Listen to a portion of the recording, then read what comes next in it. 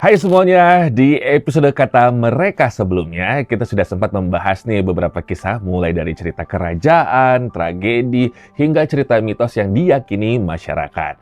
Nah kali ini buat kamu yang kayaknya ngerasa udah dablek banget nggak mau dengerin orang tua khususnya ibu, atau mungkin kamu menuju kepada kategori anak durhaka, dengerin Bang Robi. Karena kita akan ngebahas salah satu cerita legenda dari Provinsi Sumatera Barat. Yap, betul banget. Pastinya semua udah tahu ya, yaitu tentang Batu Malin Kundang yang ada di kawasan wisata pantai Kota Padang itu. Pastinya semua tahu ya, Batu Malin Kundang yang ada di kawasan wisata pantai Kota Padang itu, yang asalnya dari kisah legenda Malin Kundang. Nah, gimana cerita dan asal-usul dari batu yang dianggap hasil kutukan tersebut? Selengkapnya hanya dalam kata mereka.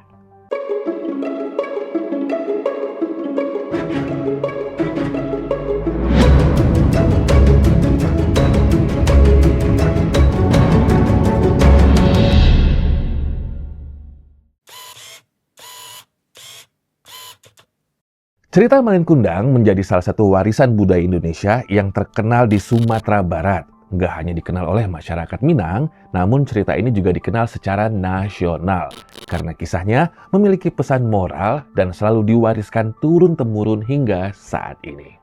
Dikisahkan zaman dulu kala, hiduplah sebuah keluarga sederhana di desa pesisir Sumatera Barat yang dikenal dengan desa Air Manis. Demi memenuhi kebutuhan istri dan anaknya, suatu ketika sang kepala keluarga yang diyakini sebagai nelayan ini pergi merantau menyeberangi lautan. Namun setelah beberapa waktu ia pergi merantau, sang kepala keluarga ini nggak pernah kembali ke kampungnya. Hingga akhirnya meninggalkan seorang istri yang bernama Mande Rubaya dan seorang anak laki-laki kecil yang bernama Malin Kundang. Karena sang ayah nggak kunjung pulang dan dianggap sudah meninggal, akhirnya Malin Kundang dan ibunya ini menjalani hidup berdua dengan kondisi hidup seadanya dan tanpa kepala keluarga. Hal ini pun membuat Mande Rubaya sebagai orang tua satu-satunya harus menyambung hidup demi membesarkan anak sematawayangnya, yaitu Malin Kundang. Keduanya hidup dalam kemiskinan. Ibunya yang sangat sayang dengan Malin Kundang rela bekerja keras setiap hari untuk bisa menafkahi sang anak. Seiring berjalannya waktu, Malin Kundang tumbuh sebagai anak yang pintar dan penuh semangat. Meskipun hidup dalam keterbatasan, sejak kecil Malin bermimpi untuk bisa sukses agar hidupnya tidak susah lagi. Lambat laun, kemudian Malin pun beranjak dewasa. Ketika itu, Malin yang sedari kecil dibesarkan oleh ibunya pun merasa iba dengan perjuangan ibunya yang selama ini bersusah payah untuk menafkahi dirinya. Malin juga merasa bahwa kehidupan di desa tempatnya tinggal tidak bisa memberikan kesempatan bagi dirinya untuk mengejar kesuksesan. Hingga pada akhirnya, Malin pun berencana untuk merantau ke kota dengan harapan mengejar mimpi suksesnya tersebut. Namun, rencana Malin Kundang ini sempat tidak mendapatkan izin dari sang ibu. Lantaran Mande Rubaya tidak rela jika ia ditinggal oleh anak sematawayangnya yang sudah dirawatnya sejak kecil. Selain itu, sang ibu khawatir jika Malin pergi merantau akan sama seperti nasib ayahnya yang pergi dan tidak pernah kembali lagi ke desa. Namun, Malin tetap membujuk dan menepis firasat buruk sang ibu agar tetap bisa pergi merantau. Malin memberikan keyakinan kepada Mande bahwa dirinya akan baik-baik saja dan berjanji akan kembali membawa harta yang banyak untuk sang ibu. Meski dengan berat hati, akhirnya ibu Malin pun mengizinkan Malin untuk pergi merantau. Akhirnya, Malin Kundang pun pamit dan meninggalkan ibunya seorang diri di desa. Malin merantau dengan berlayar melalui kapal dagang yang berlabuh di desa tempat ia tinggal. Ketika sedang berlayar, di tengah perjalanan, kapal yang ditumpangi Malin mengalami kejadian buruk dan membuat Malin saat itu terdampar di sebuah pantai. Namun, warga di sekitar pantai itu justru malah menolong dan membantu Malin untuk tinggal dan bekerja di sana. Kesempatan itu tidak disia-siakan oleh Malin Kundang. Untuk merealisasikan ambisinya, ia bekerja keras dan berjuang penuh untuk mengubah nasibnya. Malin memulai pekerjaannya sebagai buruh pelabuhan. Karena kegigihannya bekerja, Malin pun semakin sukses dengan membuka usaha dagang yang besar. Di samping itu, Malin juga memiliki sejumlah pekerja dan kapal dagang sendiri. Seiring dengan kesuksesannya saat itu, Malin pun akhirnya menjadi seorang pria kaya raya yang memiliki banyak kapal besar. Setelah berhasil merubah nasibnya, Malin pun akhirnya mempersunting anak seorang saudagar kaya di tempat ia bekerja untuk menjadi istrinya. Hal itu membuat Malin semakin sukses mencapai mimpinya. Setelah merantau, kehidupan Malin pun kini bergelimang harta, berbeda dengan kehidupannya saat itu di desa dulu. Sementara di balik itu semua, singkat cerita, Ibu Malin yang ditinggal merantau itu tidak pernah mendapat kabar dari sang anak. Tak pernah sekalipun Malin Kundang memberi kabar kepada sang ibu tentang kondisi hidupnya ketika ia di negeri orang. Ibunya hanya bisa meratapi kesedihan dan mengirimkan doa yang baik saat itu, agar anaknya baik-baik saja dan kembali dengan selamat.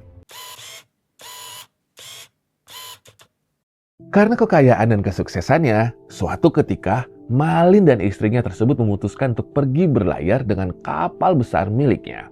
Ketika itu kapal besar milik Malin sempat berlabuh di suatu pulau dan tanpa disadari, pulau tempat Malin berlabuh adalah kampung halamannya sendiri. Ketika kapal besar itu akan berlabuh, terlihat warga desa dan Ibu Malin yang tampak sudah menua itu beramai-ramai berkumpul di tepi pantai untuk menyambut kapal besar yang awalnya dikira milik sultan atau seorang pangeran. Dari kejauhan, sang ibu melihat seorang pemuda dan pemudi dengan berpakaian mewah turun dari kapal. Firasat Mande Rubayah pun ketika itu sangat yakin jika pemuda yang berpakaian mewah tersebut adalah anaknya, Malin Kundang. Dengan perasaan gembira, sang ibu pun lantas langsung menghampiri Malin dan istrinya yang sedang turun dari kapal tersebut. Lalu Mande Rubayah berteriak memanggil namanya, "Malin!" sambil memeluknya. Dan beliau mengatakan bahwa ia sangat rindu pada anak semata wayangnya itu. Namun, kerinduan sang ibu ternyata tidak disambut baik oleh Malin. Anaknya itu justru merasa malu dengan kondisi ibunya yang masih hidup miskin. Istri Malin pun juga terkejut melihat penampilan Ibu Malin Kundang dengan baju compang-camping. Malin tidak mengakui ibunya saat itu. Dan ia berkata kasar kepada sang ibu bahwa ia bukanlah anaknya. Malin pun mengusir ibunya. Melihat perlakuan Malin Kundang terhadap Mande Rubayah saat itu, tentu sangat menyayat hati sang ibu. Karena tidak ingin mengetahui bahwa Mande Rubayah adalah ibunya, akhirnya Malin memerintahkan istri beserta anak buahnya untuk masuk ke kapal meninggalkan pulau itu. Ketika kapal mulai berlayar menjauhi pantai, dari kejauhan Ibu Malin Kundang pun seketika jatuh terkapar di pasir dengan penuh air mata kekesalan. Dengan penuh kesedihan, Mande Rubayah pun ketika itu berlutut dan berdoa. Jika pemuda itu bukanlah Malin Kundang, ia akan memaafkannya.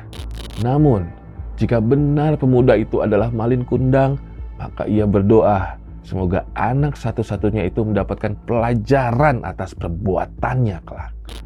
Setelah doa dari sang ibu dengan penuh kesedihan, langit yang tadinya cerah seketika berubah menjadi gelap. Hujan sangat deras dan badai disertai petir pun akhirnya muncul. Kapal besar yang ditumpangi Malin beserta istri dan anak buahnya tersebut akhirnya terhempas oleh ombak yang sangat kuat. Sehingga kapal besar itu porak-poranda. Dan Malin beserta istrinya dan awak kapal pun terlempar ke lautan yang ganas. Keesokan harinya setelah badai reda, puing-puing runtuhan kapal yang terkena badai tadi pun tersapu ombak ke sebuah pantai. Dan di antara puing-puing tersebut, anehnya, ada sebongkah batu yang berbentuk seperti tubuh manusia yang sedang berlutut. Seolah-olah posisi itu dikaitkan dengan reaksi orang ketika memohon ampun dan meminta maaf. Sehingga konon batu yang menyerupai manusia itu dianggap adalah Malin Kundang yang mendapat kutukan karena durhaka terhadap ibunya.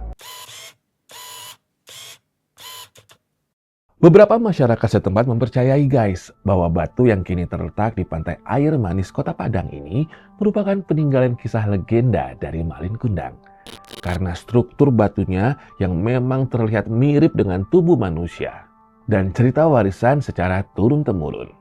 Mengingat cerita ini sangat melekat di masyarakat, Batu Malin Kundang ini sempat menjadi daya tarik masyarakat untuk berwisata ke sana. Namun, ada pula beberapa teori yang menyatakan bahwa batu ini bukanlah batu hasil kutukan cerita Malin Kundang. Dari sebuah artikel, batu Malin Kundang ini sebenarnya adalah patung yang sengaja dibuat oleh dua orang bernama Dasril Bayras dan Ibn Zani Usman. Tujuannya agar patung ini menjadi daya tarik para wisatawan yang berkunjung ke sana dan menguatkan secara visual akan cerita dari Malin Kundang itu sendiri. So, gimana guys? Kira-kira mana asal-usul Malin Kundang yang kalian percaya nih? Tulis di kolom komentar ya. Kisah Malin Kundang tadi memiliki pesan moral untuk kita semua bahwa kita diajarkan untuk selalu menghormati orang tua. Gak ada keberhasilan yang bisa kita raih dan capai tanpa pengorbanan besar dari orang tua yang merawat kita sejak lahir.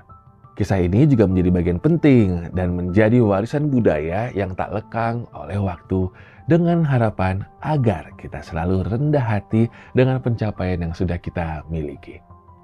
Ngomong-ngomong, bentuk Malin Kundang modern kayaknya bisa kita saksikan deh di film dari Mas Joko Anwar. Dan nonton belum? Untuk sementara, Bang Robi pamit. Jangan lupa hormati dan sayangi orang tua kalian, khususnya ibu-ibu. Sampai jumpa di kata mereka selanjutnya.